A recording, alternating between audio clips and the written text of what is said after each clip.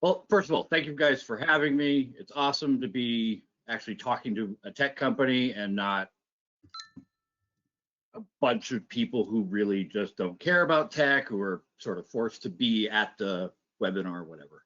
Um, I do cybersecurity consulting. I became famous for wiretapping the Secret Service and the FBI in 2014. I wrote a book about it that almost nobody bought, rightly so. It's great for holding up a coffee table if your coffee table's off by about that much. I got into computers when I was, well, let's see, 2, 3. My sister was born in '86 and she was named Lisa after the Mac Lisa. So here's a, oh, in person, there's always like a, oh, but yeah, that's basically what I'm sitting here doing. I've got the mouse, my hand, it's just been like this for almost 40 years. I think I started getting paid in about 11 or 12 years old. I lived in Tokyo in a sort of went to school over there and was helping people and educating people how to fix their printers, install stuff. And then people got internet and installing modems and yeah, real fun stuff. This was the first thing that I did that sort of ended up public. This is before the wiretapping the Secret Service thing. It still makes me laugh. Snowden's super secret hiding place on the White House lawn, and to prove to Google and to other people that this was actually possible, that you could manipulate things on Google Maps to deceive consumers. And that was the whole point of all of this, was to bring attention to massive amounts of fraud that still exist today. And it's really difficult to solve it without private and public sectors working together, which they don't do very well. That'd be getting people to agree from both sides of the aisle on top of business, and then yeah, good luck with that. We'll just solve, abortion and everything else first before we get to one of these big problems. But I tried using humor to bring attention to it, and it got a bit of attention, but it didn't quite work in the way that I expected. It didn't get enough attention. They didn't think it was a serious problem. So instead of just stopping like I should have, I duplicated the Secret Service location in Washington, D.C., as you can see here.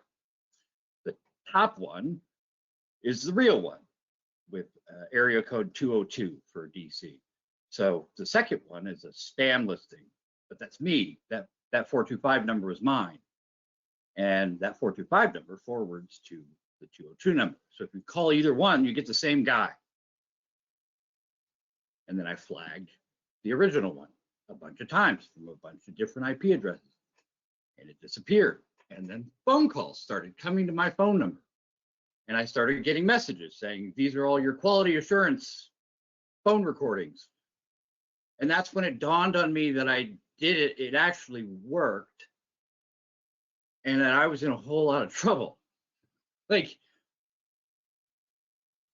from a career standpoint, from then till now, I've met Mark Cuban, I was on John McAfee's board, and all of it together looks like a really awesome rise to notoriety or hitting a goal that you set out. Like, this was planned. This is not a plan. This was a terrible plan. This is not the way.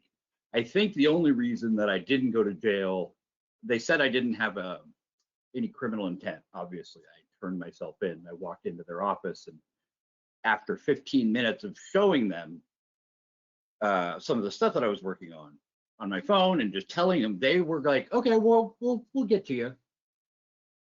What do you mean? Well, you'll get to me? Like, we'll call you. We know how to get a hold of you. They were gonna let me leave. So there's 3 agents in the Secret Service office in Seattle, all looking at me. They're all wearing suits. They all got the little earpieces done. they're all rolling their eyes. And I've been married before, so I know what that looks like. I just said, okay, 5 minutes. I can prove it. Kind of like this is like the David Blaine magic on the street thing. You're hoping they do one thing, social engineering, let's call it. Call the DC office of the Secret Service. Call this. I want them to do that. I'm hoping that he uses his phone. I'm hoping it's Android, and I'm hoping that it uses either uses Google or Google Maps to search the keywords Secret Service, Washington, DC. Because there's no way he's going to have that number saved in his phone, because there's too many Secret Service offices. So he's just going to look up and then trust what the results are from Google, like we all do. We should, with a grain of salt. Picks up the phone, talks to the dude. Yep, yeah, no, I'm just researching something. Yep, all right, thanks, bye, click. He knows the guy. It's a small organization. And he hangs up, and my phone gets a little notification. Like, okay, play, speaker. And I played back his conversation that he just had. And now the other two guys and me could hear the other guy talking on my phone. And then they lost their sense of humor completely, and they took all my stuff and told me, well, you're not under arrest, but here is a form that says, do you understand your Miranda rights? I'm like, but that's what happens when you get arrested. And they're like, yeah, but I'm like, oh, this isn't good. So the thought came into my head, well, then am I free to go? Like watching all those YouTube videos of people going, well, am I free to leave, sir? Like, this isn't one of those times where I need to start checking to see how many of my 9 lives I have left. So 4 hours go by explaining it, proving it, showing them, demonstrating over and over and over. And they let me go. And that led to a TED Talk. That led to a speaking career and figuring out that I like educating people and I like solving problems and puzzles and sitting in the dark. Yeah. This is fun for me. It's people are a bigger challenge than tech most of the time. I mean, sure, some of the things are really, really cool. Don't get me wrong. If you, for example, wireless sniffing tests, you're a wizard with a magic wand at that point. Like, I don't know how anyone else wants to look at it, but that's how I do it.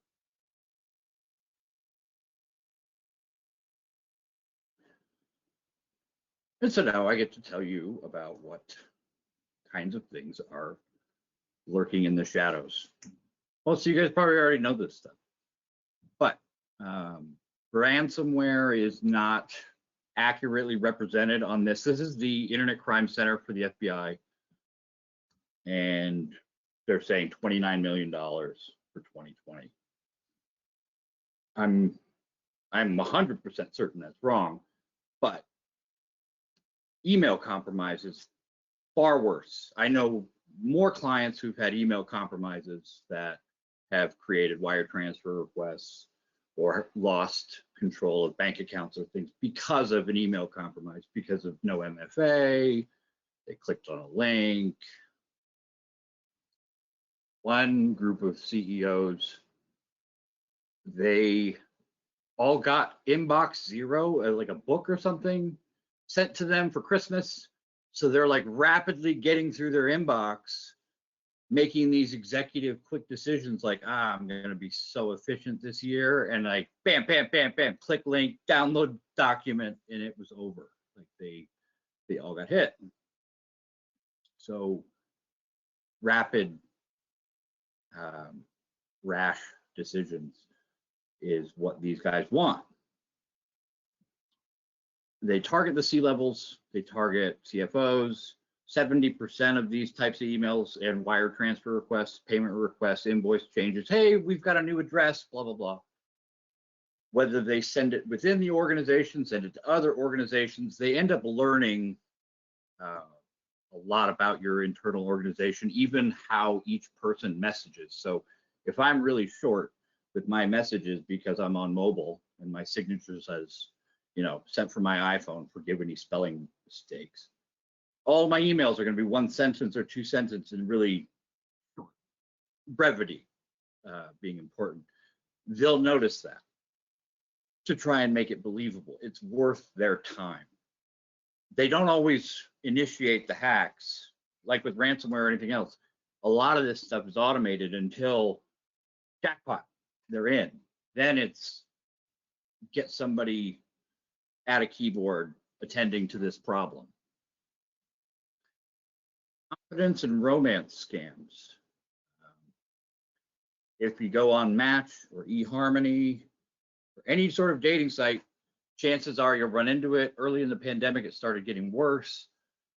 Lots of different types of online fraud. People are all stuck at home. So how do I get paid if I don't have a job, or you're in a crappy third world country, or whatever the reasoning is? It started happening a lot more. Never send money to people you've never met or that you met online and you don't have a foolproof way of going, okay, we can FaceTime, you've seen their ID, you know they exist.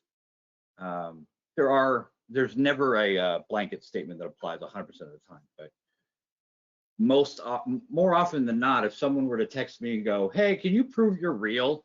I can FaceTime them pretty much 24 hours a day. But if someone can't FaceTime you back for whatever reason, like, oh, I don't have a webcam. Oh yeah, but you got Bitcoin? You don't have a webcam, but you have, like, use some of the logic and the common sense that you normally would. But because it's the internet, for some reason, if it's new, it seems to be scary, or it doesn't seem to apply yet. I know people getting scammed left, right, and center who never get scammed in the real world, but, or at least they don't admit it. And then ransomware. There's too many strains of ransomware to talk about, but how these things kind of happen, malware, you downloaded something you shouldn't have. If you go on the internet and look for something, go find it and then go home. Like, go to the store, do not stop on the way home at any one of these vendors, because all of the ads and all of the links, BuzzFeed, everything is designed to deviate you from whatever you were doing. I mean, really, like, that's what it, if you're on your phone and it's an iPhone, you're probably a lot safer than you are on your computer, depending on how you have it configured. I got 2 different phishing links over Instant Messenger in the last 24 hours. So social engineering, people hacking other friends of mine to then send me messages or send other people messages. I don't open PDFs or documents sent to my email anymore. I think I'm now on a whole bunch of different lists of, like, well, we might as well just see if he is tired someday and accidentally clicks on something. Because they don't have to get right every time. They only have to get right once. And if they're really good with the malware, you won't notice it's there. A lot of times malware, if it's only been, it's like a virus. Like, I don't know how many people are familiar with viruses. Given the pandemic, I think we're all a little sensitive to the idea, but your immune system needs exposure to one example before it can then go, okay, don't pay attention to that.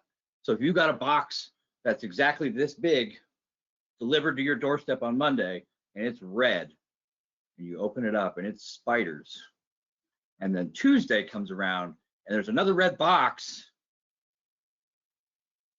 once,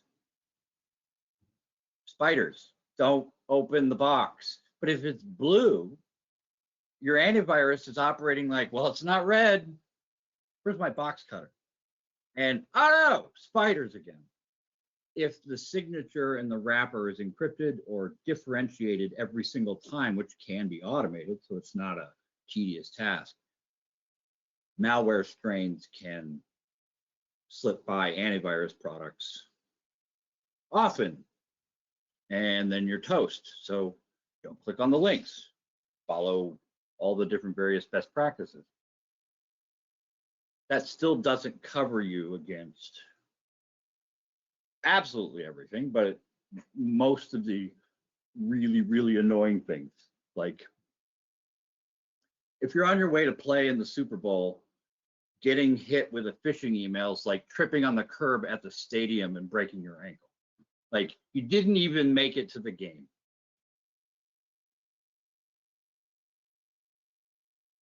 Is that like, maybe I could make a Cowboys joke in the Super Bowl. Let's see who gets offended. On the curb. That's a dig against my ex-father-in-law. He's a big Cowboys fan. These are some of the ransomware groups in case people haven't kept up with it or have heard little bits here. There's Revel or Rebel, Evil Corp, Conti, DarkSide. These are all primarily Soviet bloc area. Not saying Russia, it could be Ukraine, it could be any of those states. And the reason we know that is all of their software, for example,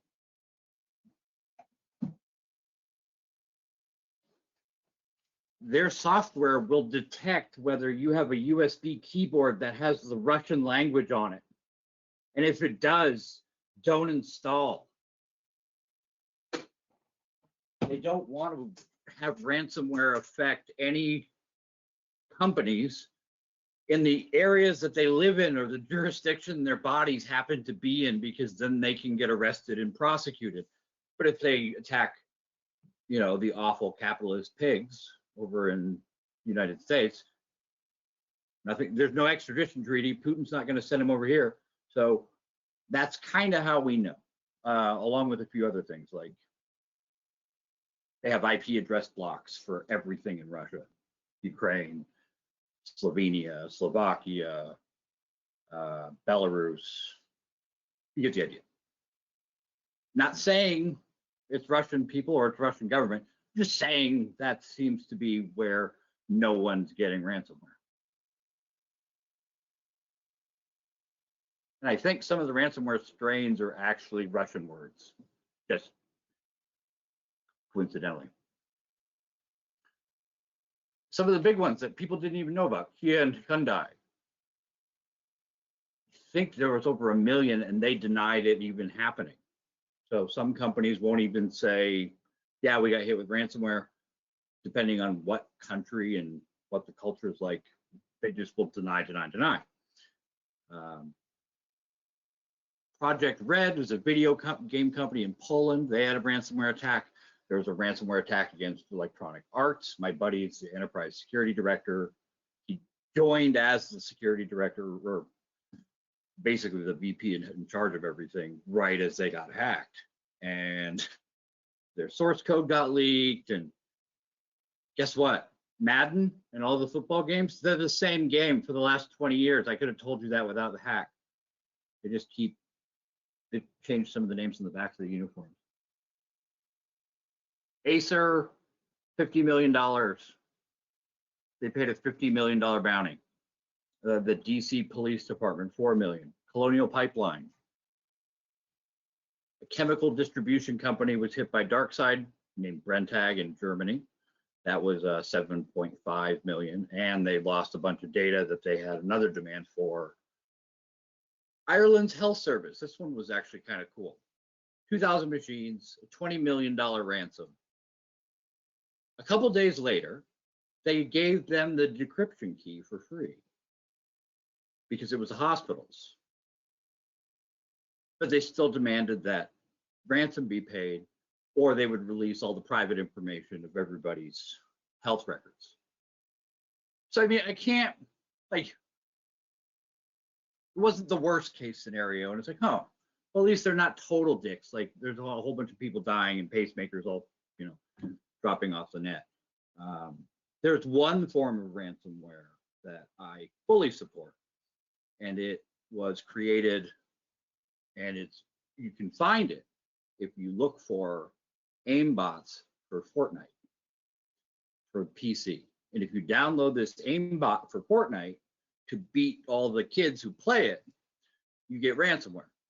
So if you're going to cheat at the game that kids like to play, you deserve it, and I fully support that. But maybe something a little bit more interesting for you guys. One of these made me laugh very, very hard when it happened. So in 2018, the DOJ, Department of Justice, prosecuted Russian agents, and they were doing some very, very awful things. They caught them, where exactly? Well, they were spying on facilities in Ukraine, Switzerland, Monaco, Canada, Brazil, and Colorado. And let me see if I can pull this over. Yeah.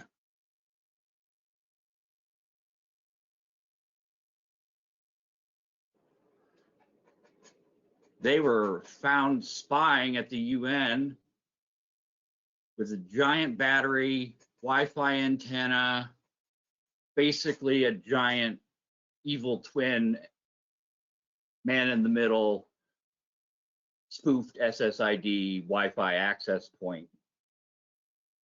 They also found like 20 grand in euros, 20 grand in dollars, visas, credit cards, passports, like a lot of different things. Locations of safe houses.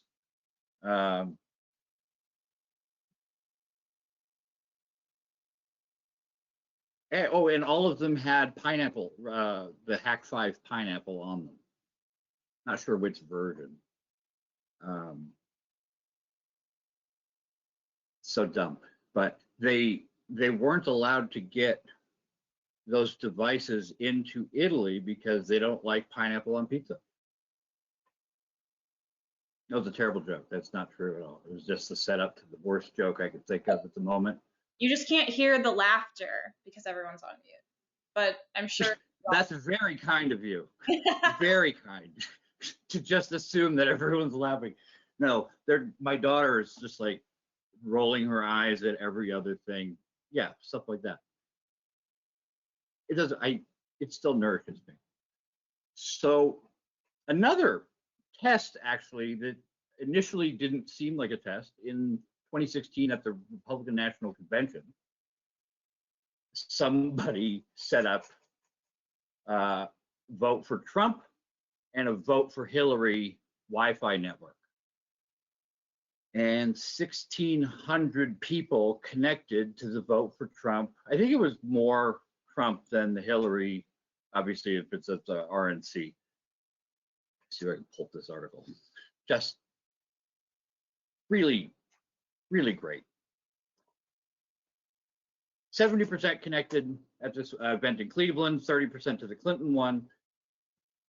55% had an Apple device, 28% had an Android device, 1.5% had a Windows phone. Sounds about right. 10% used Chrome, 0.2% used Firefox, 4.2% Safari. 40% have Facebook or Messenger app installed, 10% have Twitter app installed. The amount of information you can get just by snooping and setting up an SSID is pretty bad. 13.1% access Yahoo Mail. That's the most shocking statistic that I could think of. Who still uses Yahoo Mail? I mean, CompuServe, AOL, Yahoo, like it's 2022. 17% check Gmail, 13% use WhatsApp, WeChat, or Skype. 6.5% shopped on Amazon. 1.2% access to banking app on a Wi-Fi network they don't know.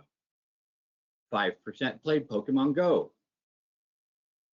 4.2% visited government domains or websites. 0.7% used Tinder, Grindr, OkCupid, Match, or Meetup.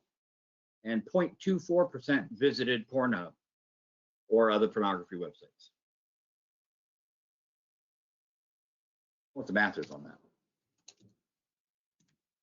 1,600.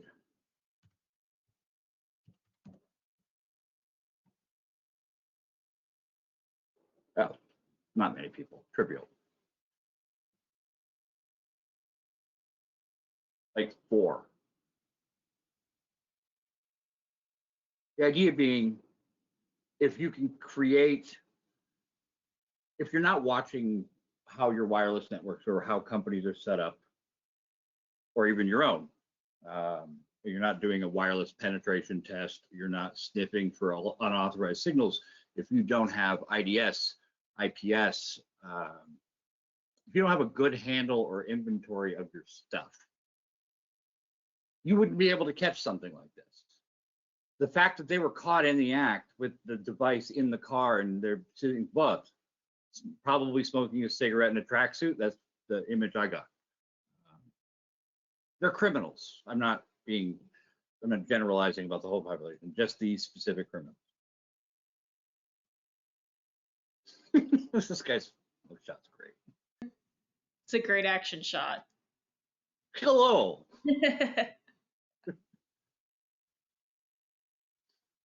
And this is just a rough, for those Back to the Future fans, not the scale.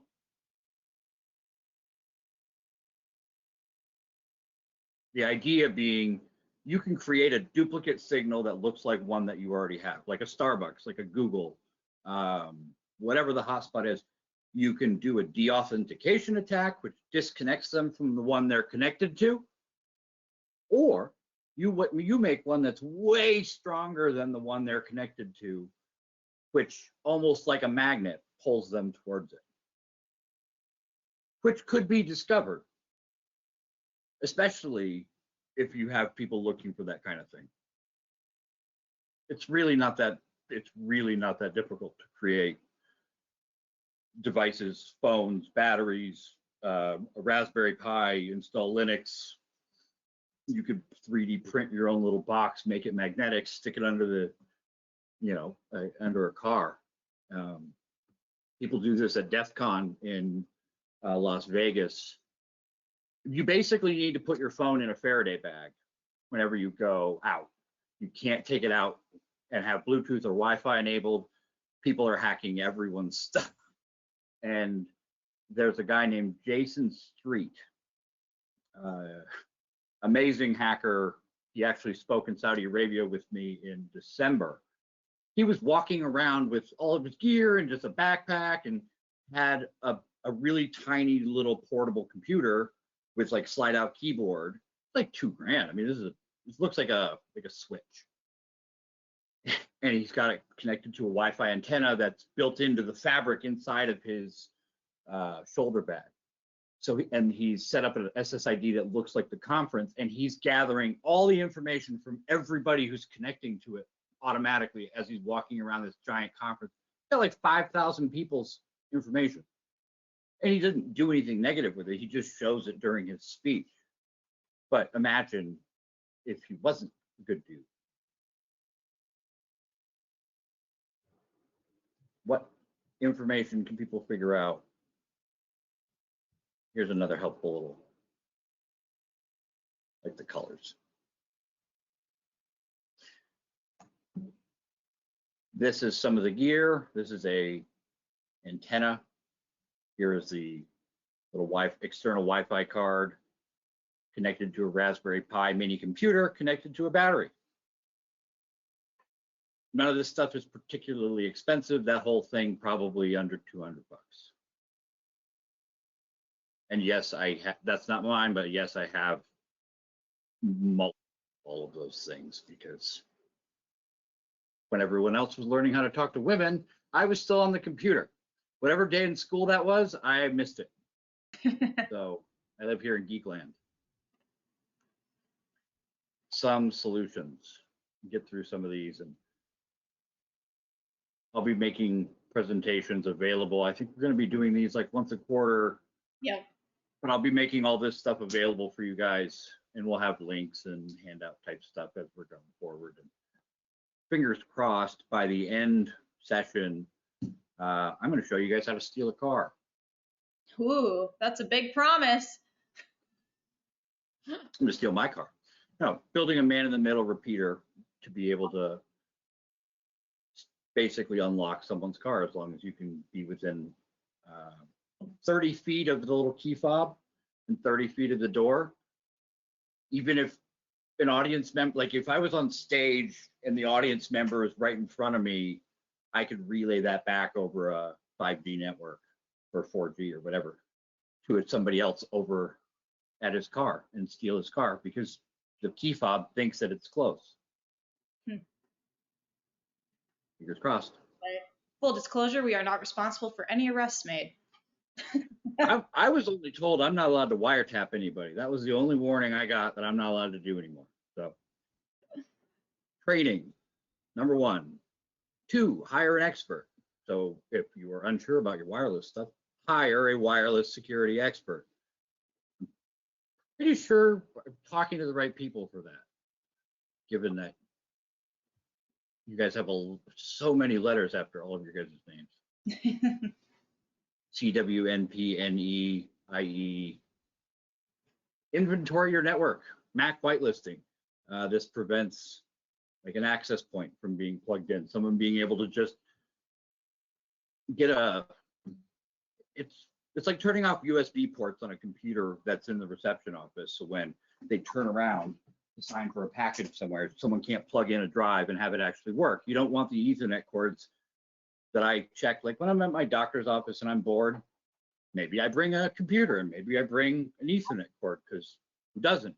And you plug in and see if it actually connects, and it doesn't, because they did this, or they just don't have it actually patched in the networking closet. One of the two things. You don't want to make internet available, the network available to anyone who shouldn't have it. This is a very difficult thing to implement at first, but once you've done it, it's so worth it. Never use public wireless networks ever. Use your own phone, period. Tether it, get a hotspot, be an adult. If you have to, use a VPN. I will recommend Proton VPN and no other. Everyone else doesn't have my endorsement. Rogue access point detection, we talked about that. Guest network segmentation, make sure your guest network separate from the regular network that all your other stuff is on. If not, have fun. Inventory your stuff, harden everything. MFA has to be on, otherwise you might as well give all of your stuff away. Radius, MFA kind of goes along the same thing. When you use passwords, more than 15 characters, please use something like, my dog is a terrible driver. My dog hates chicken parmesan. Both of which are fairly easy to remember, but very difficult for a computer to guess. It's way harder to guess those two phrases than it is to guess password $1234 $, because those are all in password lists that people like me collect and then use to make examples out of employees who think they're clever. Or March 123, April 123, because they have to change their password every month, so they just change it to the name of the month. So smart. We've seen everything. Sniff for signals often. Get a cape, pretend you're Harry Potter. I don't care. Like, it's awesome. Figure out, if everybody did this, a lot of people would find stuff. A lot. I mean, there's no real way to know for sure, but there's no way that those were all of the Russian agents that were wireless surveilling people. No, we got all of them in that one thing. I'm sure that was it. And so now, yeah. Now you all may ask me questions, tell me riddles. Thanks, Brian. We got a lot of great feedback in the Q&A section. I'll go through some of the questions and bounce them off of you. A lot of people enjoyed the dad jokes and humor as we went, particularly around the pineapple on pizza. Oh, good. I mean, part of me is like so ashamed, but that's not nearly as big as the other side. It's like, yeah, like the ultimate dad joke. Yep. So Forrest has a couple questions around email security and clicking on links. You know, he says, why don't we just have all workers use email in a sandboxed environment? And then he says, I use and I've never heard of this, oneandone.com email and only run it in Windows Sandbox. Can anything bad happen if I click on a link? I have a virtual machine for that very purpose. It makes it significantly more difficult. However, bad guys have figured out ways to target people who do that, to be able to break out of a hypervisor. So probably not. You're probably not going to have any problems. It is inconvenient if people send you stuff and it's you can't download it except for in Narnia. If I don't want to have to go to Narnia and work there. I need to work here. So you have to figure out a way to get it from there to here, and that's the whole like virus contagion. You got to go through the wind and then the suit, and then you got to get sprayed. It's like that. You got to figure out a better way to have a workflow, or document comes in and it is dangerous, sanitized, safe, or something to that effect.